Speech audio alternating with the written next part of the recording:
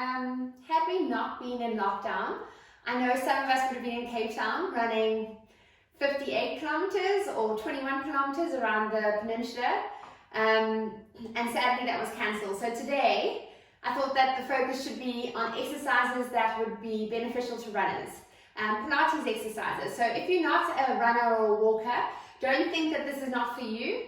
These are all still Pilates exercises anyone can do. You might actually find that you find them quite easy. The reason that they are focused on runners is because they are exercises that focus on muscles that runners should be strong in. And so often you'll find that runners don't actually do that strength work. Pilates is a great cross-training option for runners. And with running, so a lot of it, what we do is we do it obviously in standing. So we're going to start off with the exercises in standing. There's also a lot of rotation and upper body strength that's needed in running that people don't really focus on. They always think that lower limbs need to be strong, and that's where we're going to work through. But if you aren't a runner or a walker, please still let's do this class. I think that you'll find that you enjoy it in any case. But hopefully next year we'll all be in Cape Town again, running 2 oceans. Fingers crossed. Right, so let's get strong for that now. Standing, feet fist width apart, just to start off, nice and tall, breathing nice and deep, and out as you roll down. And in, and out. Picking up those abdominals before you roll back up. And in, and out.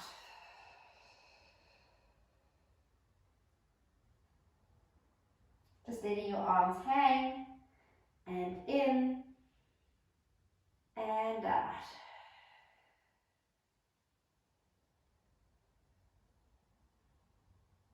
Standing up nice and tall, reaching that crown of your head up towards the ceiling. I want you to roll your shoulders up and back, and up and back.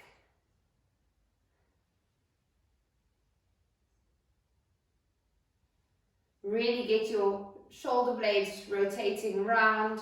Should be rotating all the way around that shoulder girdle. You might hear a little bit of crunching through your shoulders, a little bit of muscle fibers crunching over one another if they're stiff, and let's roll forward. Warming up the shoulder girdle.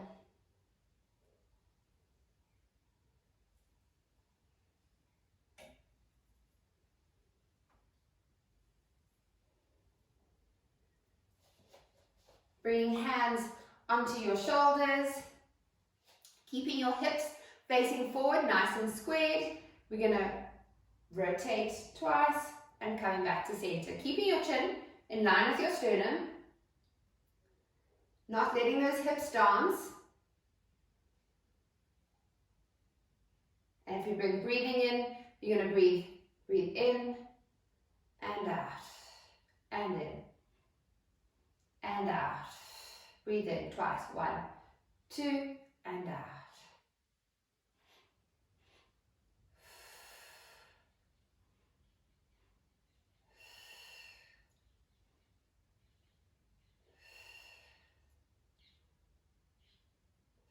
Last one. Now coming up onto toes. Not as high as you need to be, but just holding here, and let's try and do 2 to each side. So this is obviously a bit harder because we're having to work with our balance. Whoop. And holding it again, and last one. Coming down. Bringing hands onto hips. You're going to bring one foot up onto toes as high as you can go, and then you're going to switch. But I want you to focus on just going up and down. Your hips aren't going out to the side, so it's not this movement that we so often see people doing on the steppers. You're going to be going up and down, so you're just moving through your feet. And it's a lovely stretch when your toes are up, or you're up on your toes rather. And it's lovely and controlled, up and down. Getting those feet to work.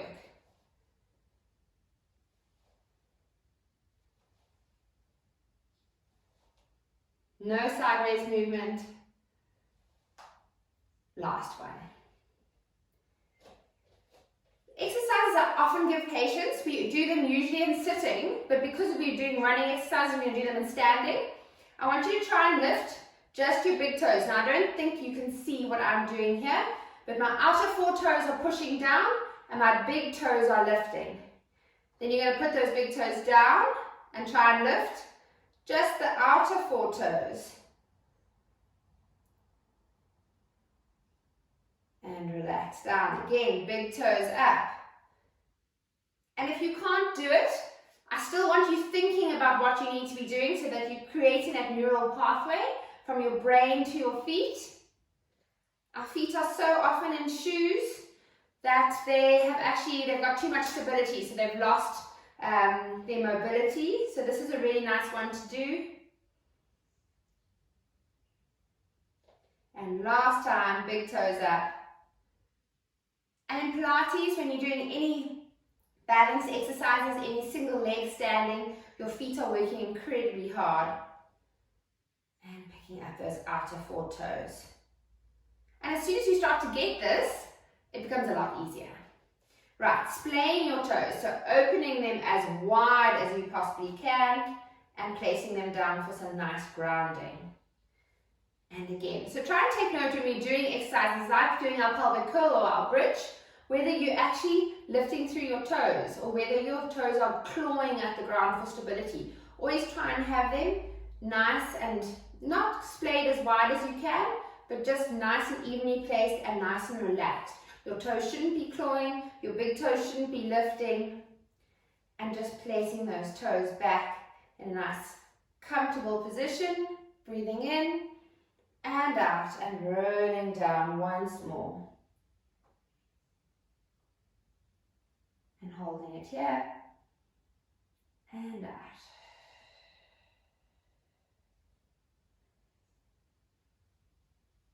That should have felt a bit easier already.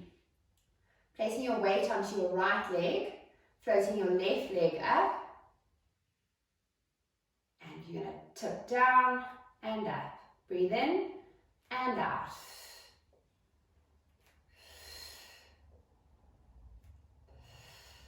Now you should be feeling that right foot is working with your balance, and your left hip flexor is working, picking this leg up. Last one, holding it there. Now I want you to try and open that hip as much as you can, and closing, and opening, and closing. You might feel some clicking through that hip if anything needs to be released or is a bit tight. And now, while you're balancing on this right leg, take note of what your toes are doing. Are they clawing to the ground? Are they nice and relaxed? And one more. Try and keep that knee height where it is to start at 90 degrees and relaxing down. Placing your weight onto your left foot. Lifting up and touching down. Breathing in and out.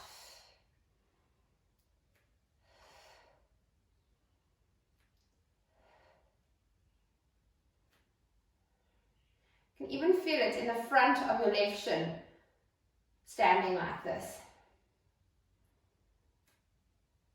And last one. And up, and opening, and closing. You might find you open more on one side than the other. My right hip seems to be much tighter than my left. If you need something to balance on, hold on to something. Keeps you nice and makes the exercise, makes you able to focus on the exercise rather than worrying about that balance. And as you get stronger, you'll be able to then hold it. Trying to keep hips as squared as possible. Obviously this right one is opening, but don't let that left one follow suit. Last one. And relaxing down. So you should really feel those hip flexors now having worked. Coming to sit down on your mat.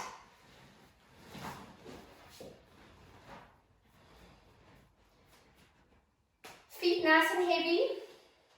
Active inner thighs, arms out nice and straight, shoulders plugged into your shoulder joints. I want you to round through that pelvis. So you're really tucking that tailbone in, into your C curve, to wherever is comfortable. Bringing your arms across your chest, and we're going to rotate. You're going to keep your knees facing forward, head is following your shoulders.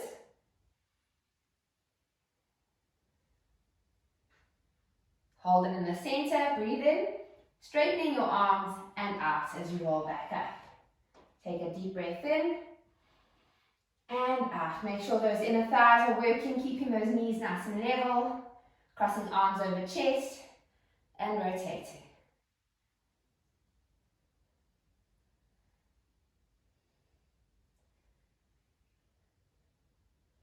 And holding, breathing in and out.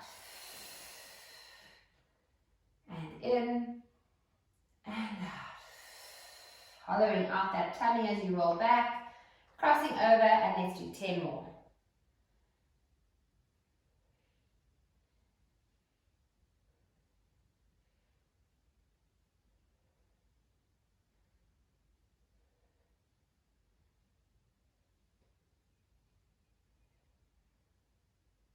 And arms out, breathing in and out. Good. Placing your hands behind your knees, rolling back.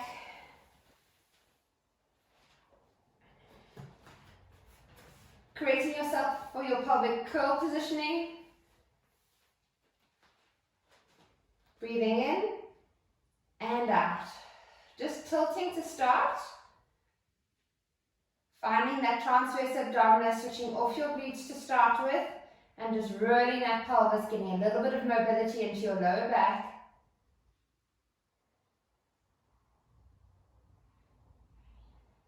And rolling all the way up.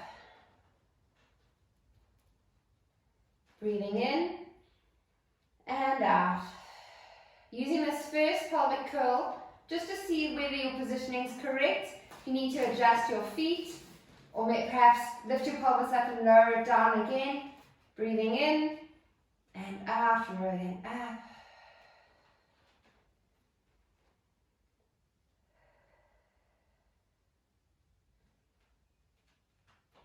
Now, to start off, you're going to straighten one leg. You're keeping your thighs together, well, not click together, but in line with each other, parallel. There's still a fist width distance between knees. Breathing in and out, and lifting up.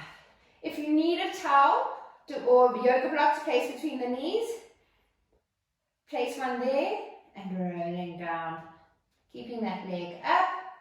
If this is too difficult for you, then continue on both legs, or what you can do is roll up. Once you're up, you straighten, you bend it again, and you roll back down. Breathing in and out. So the focus here is keeping those hips nice and level. You're lifting both hips at the same time and rolling down. Your left hamstring and your left glute should be working really hard, and your right quad is working hard to keep this leg nice and straight. And out. Back should be working but not straining. And if it is straining, you need to just adapt your exercise and modify it. Bending that knee and placing it down. And straightening your left leg. Really reaching that toe as far away from you as you possibly can. Making sure that your knee heights are equal. Breathing in and out.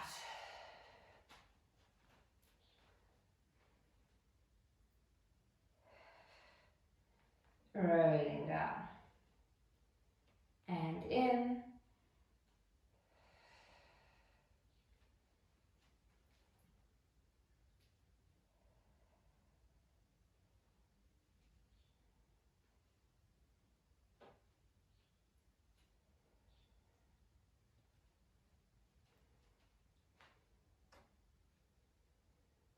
Squeezing that left quad so that that knee is as straight as you can get it.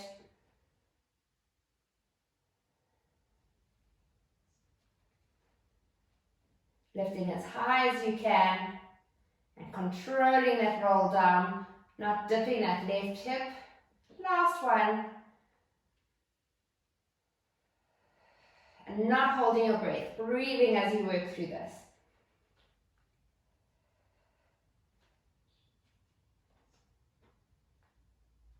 And relaxing down. Crossing legs over each other, not figure four, but properly like this, lifting your legs up. And this is where the non-runners are really going to have an advantage.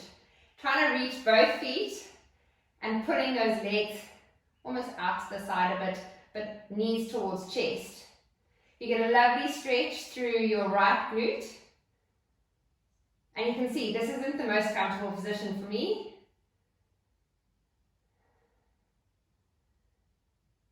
You'll also feel it through the left glute, but I'm feeling it a lot more through the right glute or through the leg that's crossed over the top. And relaxing legs down, crossing left over right, bringing knees up towards chest, reaching towards your feet, really trying to get as much of a hold as you can and keeping those knees towards your chest.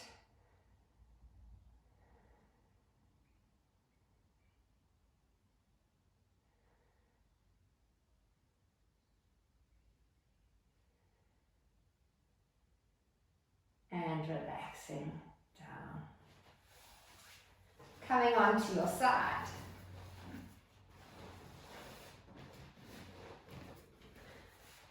Head wherever's comfortable, either down onto your arm. You're just going to do some clams. Feet together, hips stacked, lifting through that bottom waist. And you're lifting that top knee, keeping your feet nice and glued together. Head eyeline as straight as possible. And this glute's already worked today, so you should really be feeling it earlier than you usually do. Let's do 5 more. 4, 3, 2, and 1. Now if that's enough, you're going to stay here and you're going to do another set. Otherwise, you're going to come up onto your elbow. Knees now in line with your hip and your elbow, palm down. You're going to lift up into a side plank. If this is all you can manage, then you hold it there. Just correcting my position, there we go.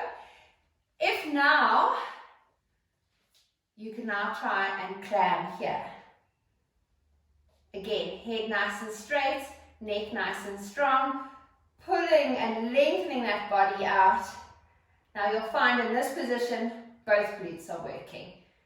Glute meads on the side there, lifting that knee up, but holding this bottom hip up as well. 3 more, 2 more, and last one. And coming down. Swapping sides.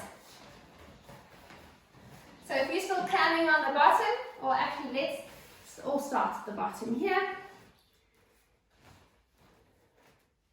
And lifting. I always think the second set is interesting because that glute's really been working and you really are starting to feel that fatigue happening now. And this glute med is the primary culprit for when people have ITB. It's just not strong enough. It's needed to do too much work too soon, and then you end up with that terrible knee pain.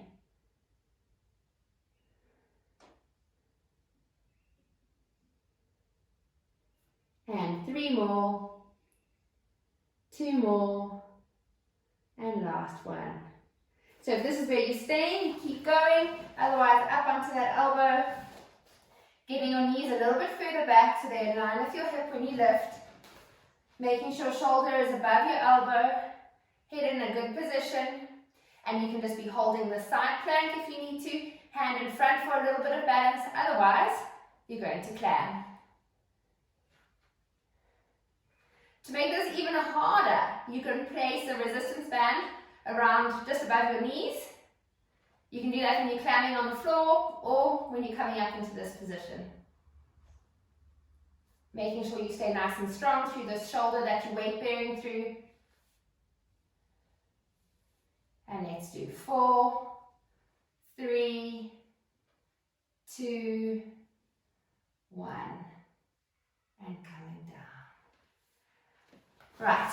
A lot of running, if you watch a lot of runners' postures, they're very flexed, they're very rounded in the shoulders.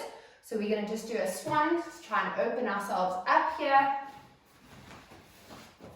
Onto your tummies. Hands just slightly in front of those shoulders. Forearm and elbows down. Lowering your head down. Nose to the mat. Keeping that neck nice and lengthened. Shoulders mustn't be in ears. So if your hands are too far forward, they will be. So bring them back so they're in a good position and the muscles around your shoulder blades activate. Breathing in. And as you breathe out, you're really lengthening your neck, lifting your head and shoulders, keeping those forearms down for as long as you possibly can, then starting to lift through. Keeping those shoulders nice and wide, breathing in and out. Now as you roll down, float those feet up. Breathe in and out. Keep those forearms down right until the last moment. Then elbows lift. See if you can straighten your arms. Breathing in and out. Floating your legs up. If you're battling to lift legs, just do your upper body. Keep those legs grounded.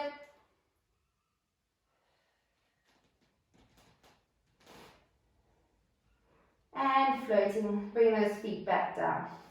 Pushing back into rest position.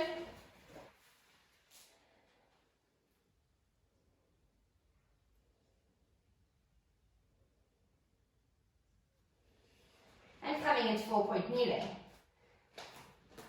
You're going to tuck your toes under. Nice and strong through your upper body. Keeping that shoulder girdle nice and strong. You're going to lift those knees up. You're going to push left leg back into push-up. Right leg back. Coming back. If you can just hold this knee lift, that's where you stay. If coming up into high plank is too difficult, you just simply holding. We're going to do another 2. Try not to let that body weight shift. And holding nice and strong through your upper limbs. Oh, I think I did 3. And relaxing down.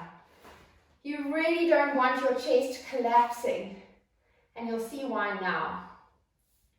Right, so we're going to do one more set. If you were just doing the knee lift, I want you to come into a knee push-up position. And I want you to try and do the push-ups with us.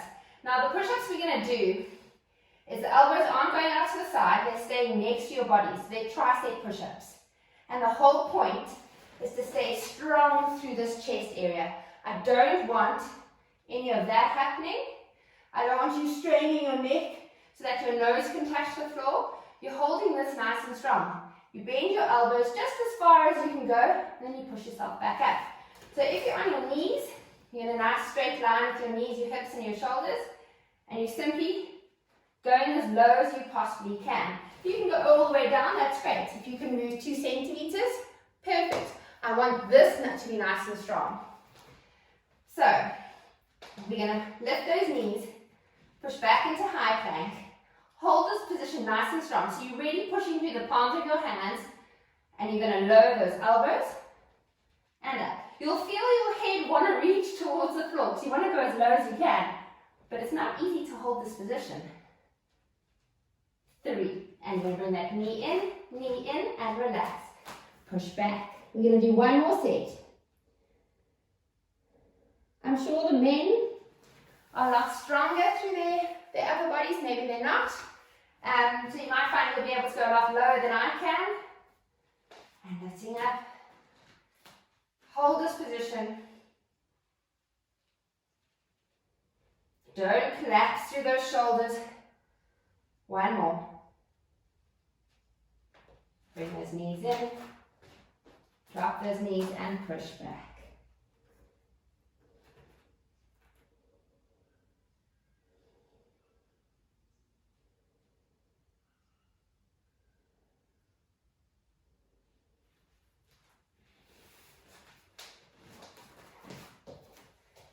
to stand. Breathing in, making sure feet are in the correct position, nice and relaxed. Breathing in and out. Rolling down.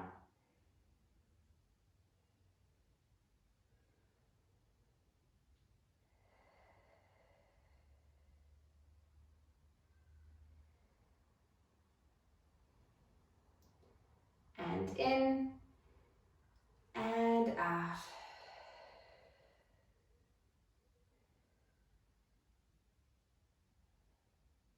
Holding at the bottom here, hands onto your left ankle, straightening that leg, bending that right knee, trying to bring your chest as close to your thigh as possible.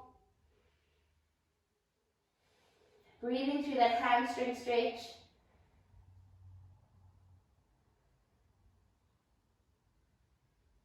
And softening your left knee, placing hands onto your right ankle, straightening that right leg, trying to keep your chest as close to your right thigh as possible. If you can't straighten it the whole way, it's absolutely okay. Just straighten it as much as you can.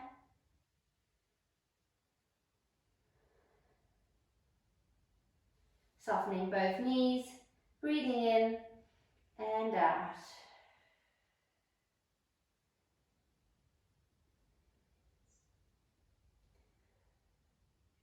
I'm sure we'll see on social media people running their 2 Oceans half or their 2 Oceans full around their gardens, but at least you'll know that you've also done something running related and got your body to move. I'll see you guys tomorrow.